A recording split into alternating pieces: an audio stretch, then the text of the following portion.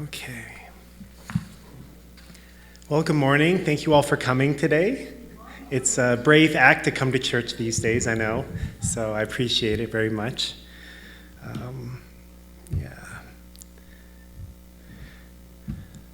So, end of the year. This will probably be my last message of the year, because next week, Pastor Donia will be giving the message. Then we have a special guest speaker, Roger Fuhrer, will be giving the Christmas message, and then Areta will be giving the special New Year message.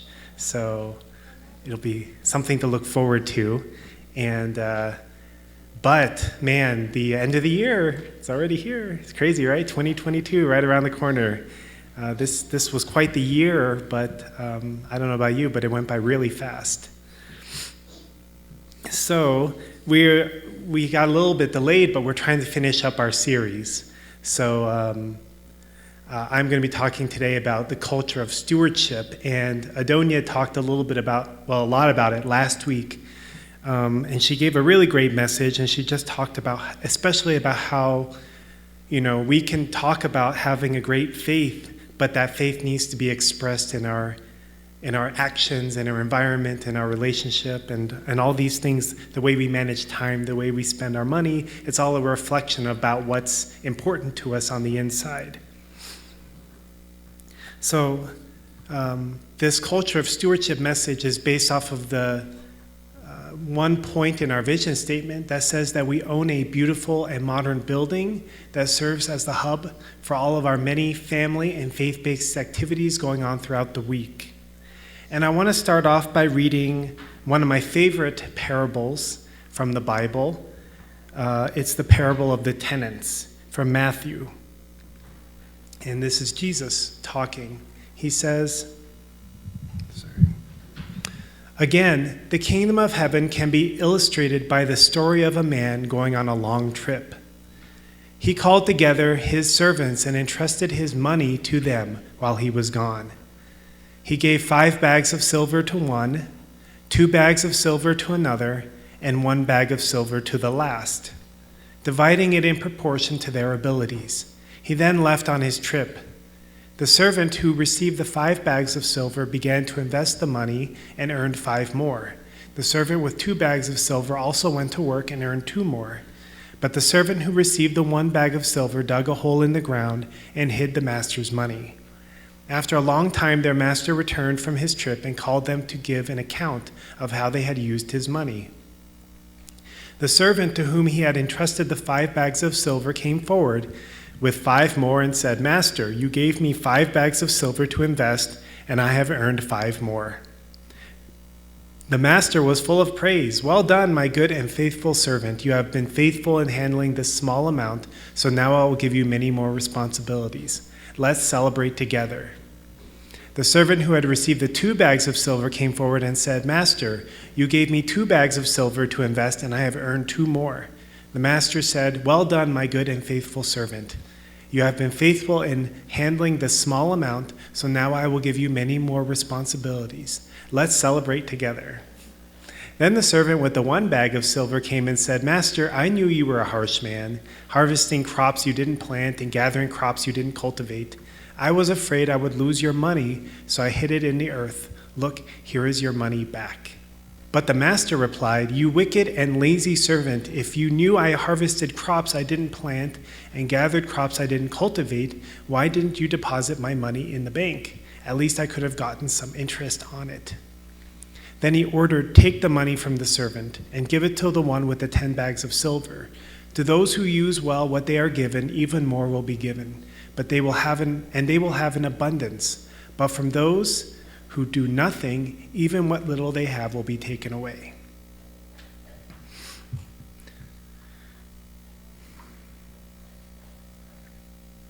So I wanted to talk about this story in terms of the topic of today, which is stewardship.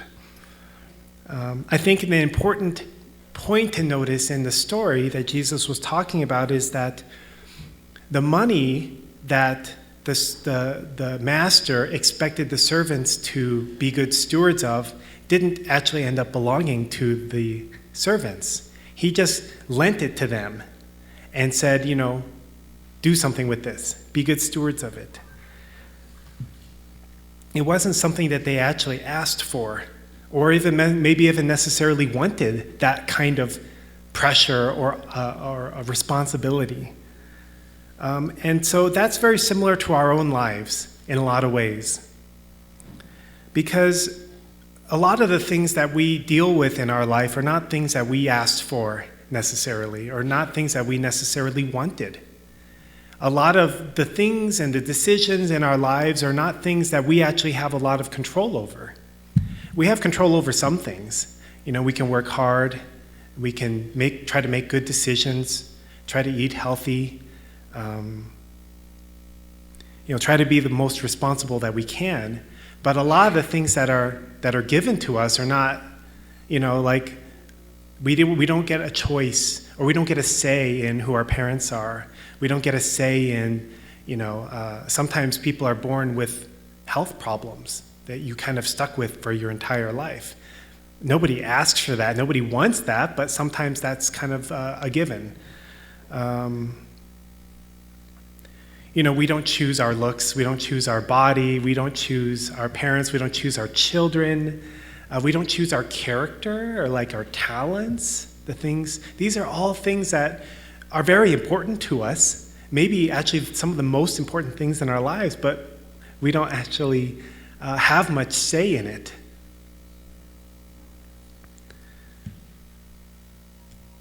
Sometimes these things can become kind of a point of contention in our life. Like, I wish I wasn't born this way. I wish I wasn't born into this family. Or I wish I was. Why do I have to, carry this responsibility, this cross that I never wanted?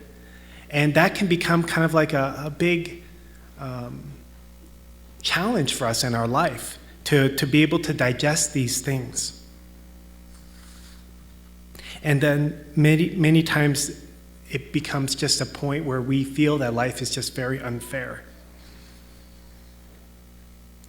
But that's why it's important to cultivate this attitude of stewardship in our life, I believe. Because so much of what we have in our life is not of our own choice. But that was actually part of the story of the parable of the tenants, is that with what people are given, what will you do with it? It's not like with what you decided. It's not like with what you earned. It's what you are given. And if you remember from the story, it's based off of each person's individual abilities. So, one person was given one bag of silver, one person was given 2 bags of silver, and one person was given 5 bags of silver. And I bet the person who got 1 bag of silver was like, what the heck? Am I lacking in some way? Like, why do I only get 1 bag of silver when that guy got 2 or that guy got 5? So I want to talk a little bit about what stewardship is first. Many definitions, but one I found that I really liked was the careful and responsible management of something entrusted to one's care. I'm going to read that again. The careful and responsible management of something entrusted to one's care. I believe that God wants us to be good stewards of the talents or things that we receive in our life. This includes many things. And I think that we can all agree that the point of the story was not just to invest money, but to look at all the things in our life that we receive, whether we want them or like them or not, and to ask myself, how can I be a good steward of whatever that thing is? This can be things like our talents, but it could also be our family, our time, the environment around us, our health, our body, our home, and even, in my opinion, guests. Like even when you have guests at your home, people who are visiting you or people who are coming over for a meal, when that person is in your care for that period of time. So that's also stewardship. Stewardship is a way of life. It's a mentality that even if I don't choose something, or something comes into my life that I maybe didn't want, and it doesn't necessarily even belong to me, that I'll still try to take responsibility for it. I'll still do the best I can to care for it the best that I can. I'll take care of it, I'll improve it, I'll multiply it. We tend to think a lot about the things that we wish we had, or the things that we don't have that we want, instead of really appreciating the things that we do have. When we find ourselves in that space or that state of mind, it's very hard to appreciate our blessings. And it's very hard to be good stewards like God wants us to be. Because whether we have a lot of things that we appreciate or want in our life or not, all of those things are very temporary. Just like the song goes, all things decay, passing away, only the light shall remain. This week, on Monday night, our boy's guinea pig passed away, the Annabelle. And I was shocked by how much it affected our family, but actually me personally, because it wasn't my guinea pig. But somehow she became like a part of our family. And when she died, all the memories like kind of welled up. And I actually found myself in tears many times. I was surprised. I didn't think that I would have been affected by it, but I really was. And it was really kind of a lesson for me that, you have a window of time with a person or with people in our lives, with an opportunity, maybe, us being here as pastors or whatever you're doing in your life right now as parents. Your children are a certain age for a certain period of time. Your pets are with you for a certain period of time. But that time will come to an end at some point, at least in this life, right? And,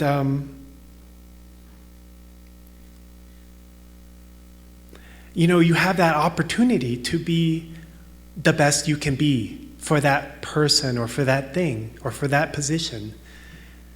In this case, for our guinea pig.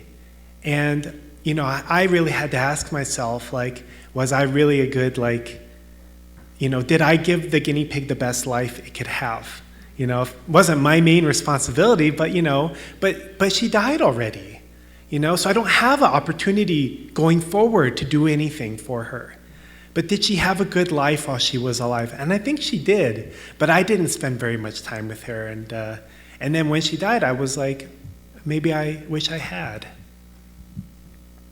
And obviously, a guinea pig is just a pet. We only had her for a couple years, but how much more meaningful the people are in our lives, how much more meaningful the decades of experience with special people that, we may not recognize it or may not want the responsibility, but we are stewards of those relationships. We are stewards of those memories. Even if we don't appreciate it in the moment, it's our responsibility at the end of the day.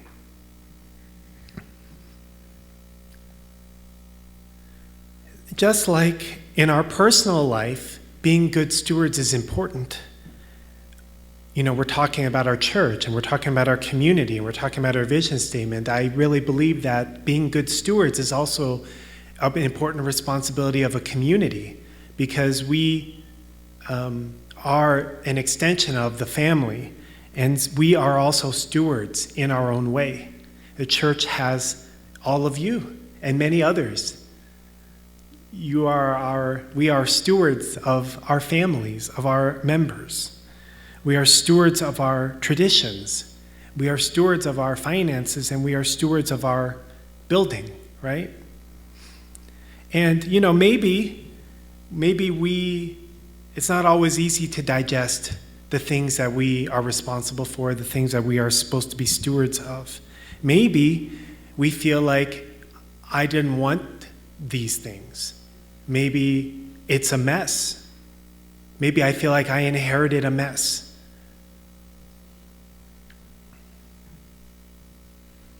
But being stewards doesn't mean that we make everything perfect.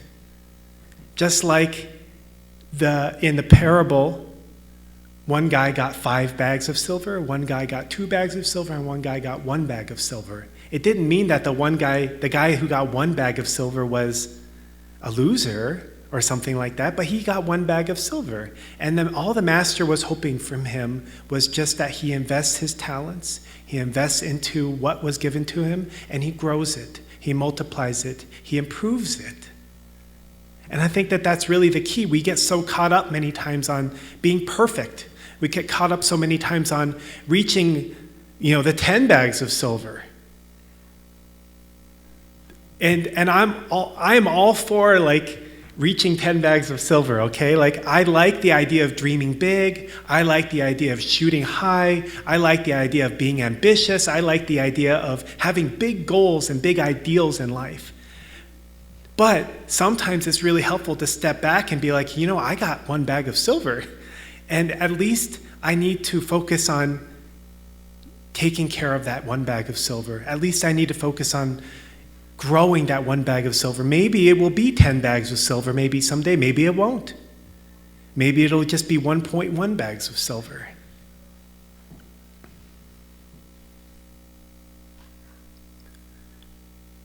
It can be so easy to focus on the things that we are lacking or the things that we are striving for that we don't have. It can be, not having enough money or wishing I had more money, wishing I had more recognition, wishing I had more spiritual children, wishing I had more understanding or knowledge. And we should strive for these things. But we also can't forget about being good stewards of the things that we already have.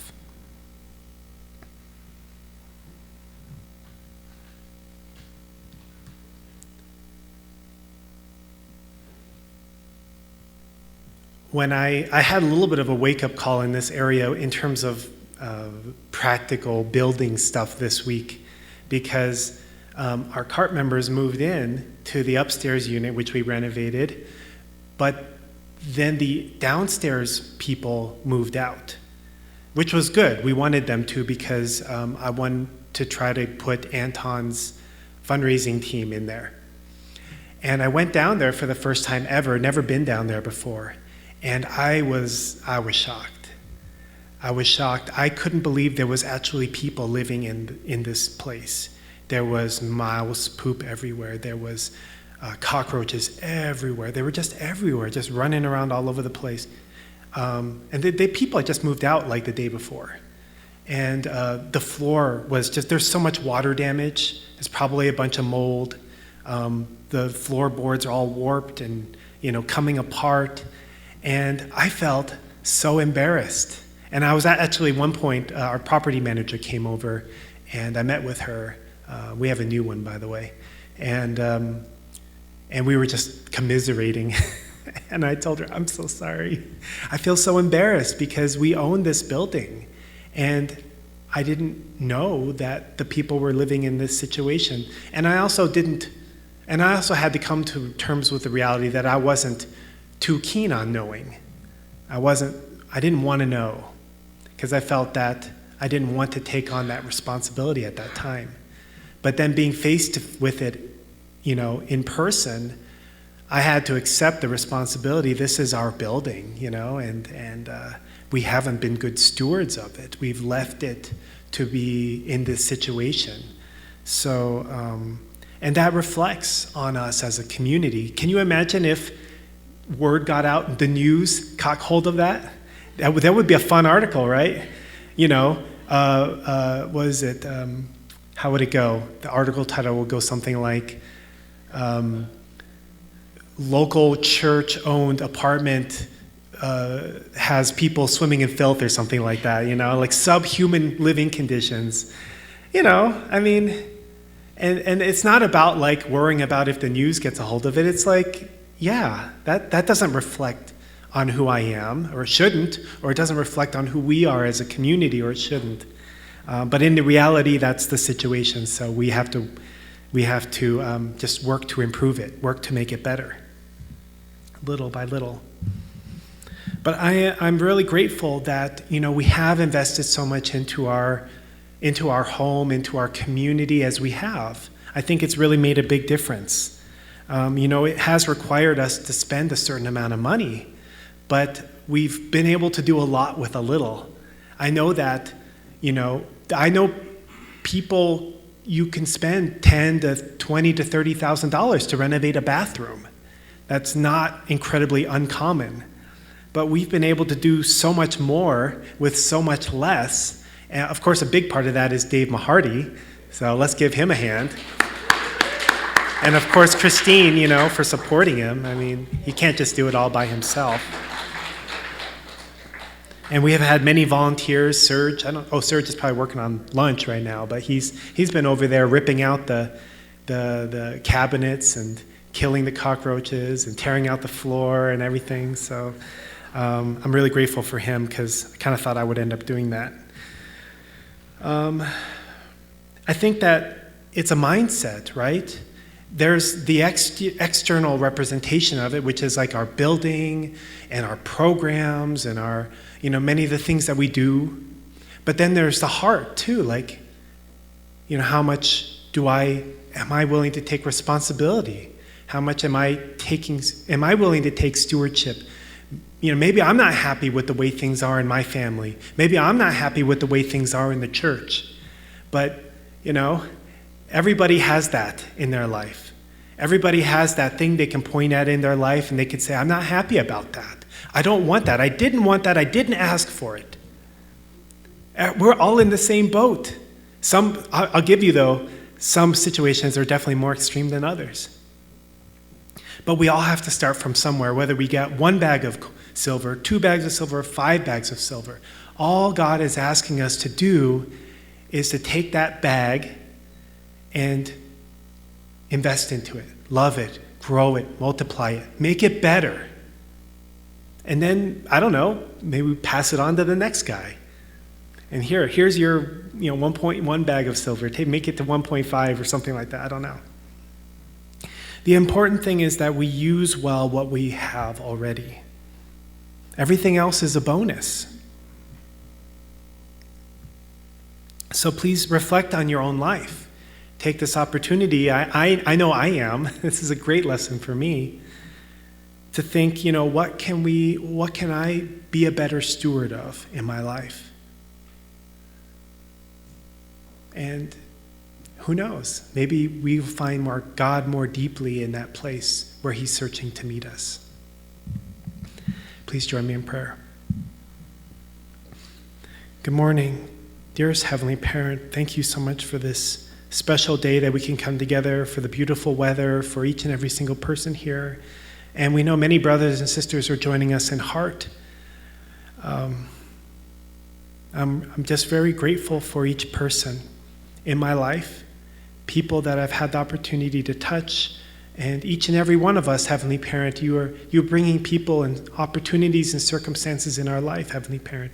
And whether we feel like we got, 10 bags of silver or, 10 nickels, Heavenly Parent, please give us the heart to be able to embrace our life, to embrace what has been given to us, and to be able to seek your guidance on how we can grow and how we can multiply it and return the beautiful gift to you and to also our loved ones and our future descendants and all the people in our life, Heavenly Parent, that are affected by the things that we do and the way we live our life. And Heavenly Parent, please give us as a community the heart to be also good stewards, to care with love for one another and for all the things that fall into our domain. And I offer this prayer in my name, Michael Adonia Hendrick, a blessed Central family. Amen and adieu. Thank you.